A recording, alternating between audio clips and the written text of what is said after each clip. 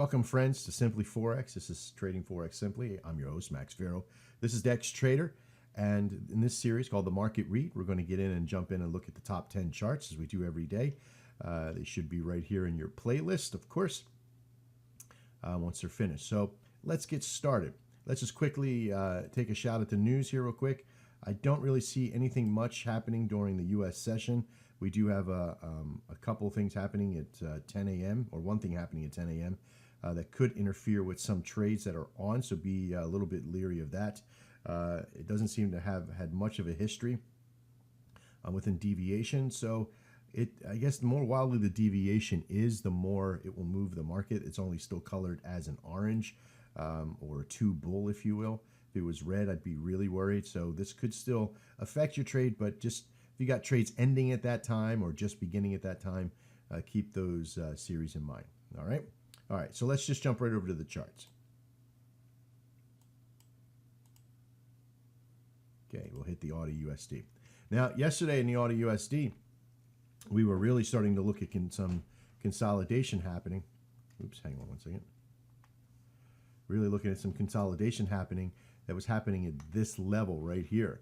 And I said that if it were to pierce here, eventually, if it were to pierce, it would keep going and close out, but that it would eventually get to this daily line, this dark line right here, and be back in retracement and would fall back down. And I was hoping that it would get to a range here, but it never really pierced this little support zone that we got here. So it still stayed in the channel. So it's still bouncing around now that it's committed a new high for the daily here in this process. So we're still on an incline here on a trend, little trend indicator that we have going on here. We're still in the upward position here.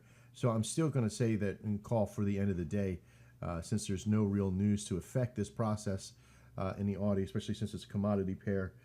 Their commodities seem to be pretty stable at the moment. So I'm still going to call for maybe another bounce off and retest of this lower level, sitting at, what is that, 7775. Okay, 0.7775. So I'm going to say it's going to kind of stay at that area. If it does down, it's going to retest. Okay, and maybe bounce back up at that point. AUDJPY, same sort of thing. We did have some wild configuration to get to a high there where we thought it was going to bounce off and go down low yesterday, and I wanted it to kind of be down in this area. It never really got there. In fact, it came back over. It did a crossover on our trend indicator, not to indicate it was going to be doing a whole new trend, but it did flatten it out quite a bit and started placing it in this wild channel of about almost 30-something pips in there. So the extension of the day, this is going to kind of stay in this. I would almost also look, because we're getting a little bit of pushback downwards, to kind of end up and maybe even test or pop off of this area before this evening. There is some news happening later on this evening for the Audi, so keep that in mind. It's going to push to one of those levels at that time. Okay, use major support levels. Okay, don't just pick dynamic support levels today for your Nadex trades for the AUDJPY, because it's stuck in that channel. All right, let's see here. The Great Britain pound, the USD cable here is still in an upward position from yesterday, and we're still calling for that incline to pierce. Once it did pierce, it channeled out for a little bit, created a double high here, and then sort of started to break the levels again, but kept on retesting. I think we're still going to be in this particular channel for the rest of the day, at least for, I'd say, right about here, where it'll sort of influx for the end of the day, movements kind of stuff. 3 o'clock, 3 p.m. There should be some wild movement at that point, but I think we're still going to be start really steadying at this incline, maybe even settling into a channel there. Great Britain pound JPY, absolutely the same thing. We got a little bit of movement. If we look at our H1s, we're still channeling out, and our Ds are still kind of powering out on the high, but our main indicator for trend is starting to flatten out. where this wave sync is starting to flatten out. We still get some pretty dynamic movement on the 20 EMA there. All right, let's see here. EURUJPY. Again, sort of playing off the retest of this level. 1, 2, 3, some piercings. We got another major level here. Another big push to that. I almost feel sometimes that these major levels are very consistent for people to place their stops right here, and everybody gets complacent, place their stops, and then you get a couple stop hunters. Okay, that's the big one right there. Right here, when it hit here, people got in for the reversal, for the pullback. You may have been able to do that yesterday and get your 18, 19 pips. You know, if you had some pretty tight stop losses and take profits, you could have made some money there, maybe some 1-to-1s at that point, because the volume was pretty low at that point for a pullback. And you should be able to see how to do those inside the training. Yeah, if you had a 10, you would have went for 20, and so forth. Again, you would have made some pretty good money here, especially if you were tracking your trade, getting on the 51 on the pullback. I see the same thing happening again today with maybe some consolidation here, because we're back at this line again, and look what's happening. We're getting some retracement happening here. Even if we were to do a trade at this point, this would be a pullback trade that I would just do a 1-to-1 on. Oop, let me go back to the chart here. I did that wrong. I wanted to do new order. See, on something like this, even if we get back up to this area up here for the pullback, and I think that's where it's kind of going to at the moment, we're going to end a couple bars really super close to this. Okay, and I think that's where it's going to come up to, and we're going to do a pullback trade here. Once I get to a nice little spot in here, I might looking at for the pullback. If I get a red bar from here, or channel this out, or create railroad tracks, I might look at creating something to go off down to this area. So keep that in mind. Most fluid pair, EURUSD. Again, creating some highs here. We broke through. Now we did call this one yesterday too, that if it were to break the 1800, it was going to keep going north, and it broke this 1800 a few times, taking some stop losses down for those that were looking for the retracement kind of stuff in there. But we did pretty good with this, with a couple up and down trades. But right here, if you got into the whole grand scheme of putting all your stops really super high, you might have gotten stopped out at that point. This was a big 26 pip move, especially for you 1-to-1ers. But we did pretty good with this yesterday. We depicted a few highs in that process and were able to stay off the low mark there. Another retracement back into right here and shot north again.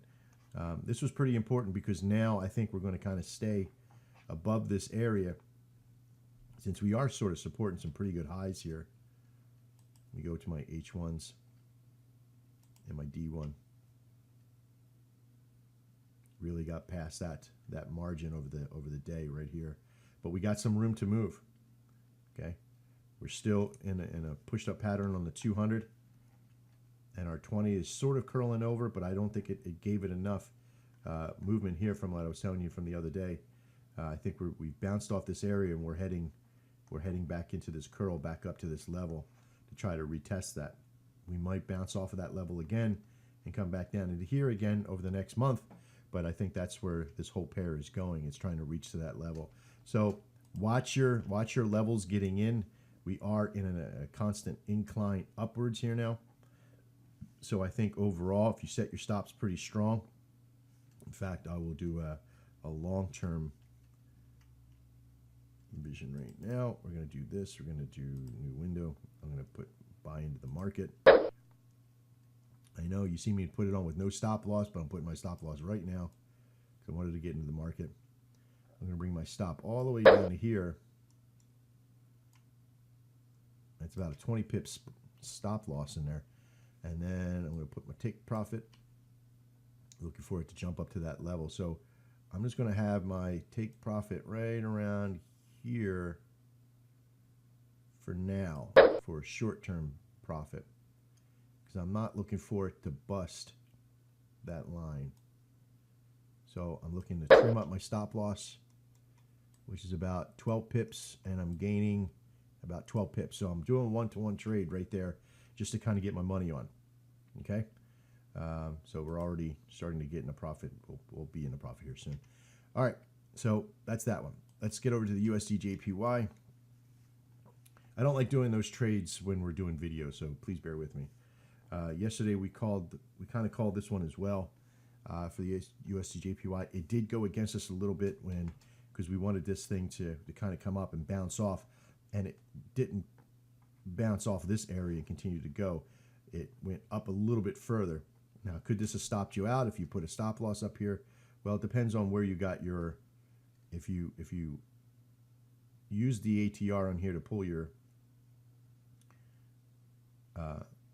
volume, I would have probably, if it was approaching up to this point, put it above the 200. So it could have possibly gotten stopped off, but it would have been super tight. 5, 6 pips, 10 pips at that point. I would have waited to that point, probably put it up to 200, but this line was still there. So I would have probably kept that maybe even above here at that point, which would have been about a 20 pip stop loss. We would have definitely made it over that period of time. So you have to start looking at these trades more about the macro look of these trades and how they're going overall, rather than just quick tight stops for quick super 5-minute trades, right? If you're a scalper, then you're kind of playing a dynamic the entire way. You're like, all right, get a buy, get a sell, get a buy, get a sell, you know, another sell, another buy. I have to kind of look at, I got to sell up here, okay, and take my money when I can get it along the way. And if I get out of the trade, I got to wait for it to form another pattern in here to get to that point where I'm going to take my money. So keep that in mind. It's a little advice for today. USD CHF, same thing. In a down pattern, look for your consistent stop, your consistent stops over those support and resistance. We have a little bit of breakout happening on the USD CAD. So wait for some stability to come back into this range to kind of start to get your process going, because it just did a bounce off here.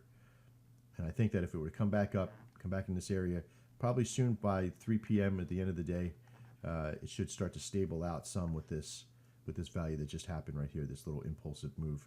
Let it come back up into correct, because we've pierced a major level.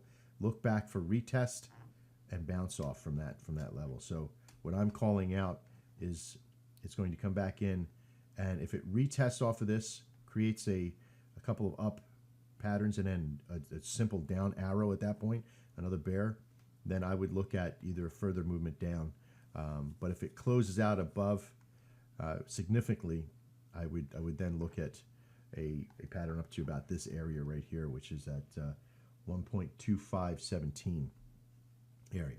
Okay, well, that's basically my market read for today. I tried to keep it as sweet and short as possible. I hope you've enjoyed it. If you ever have any problems, just make sure you write into the company. We'll get you handled. All right, I'm Max Farrow. This is Simply Trading Forex. We'll see you tomorrow. Trade well.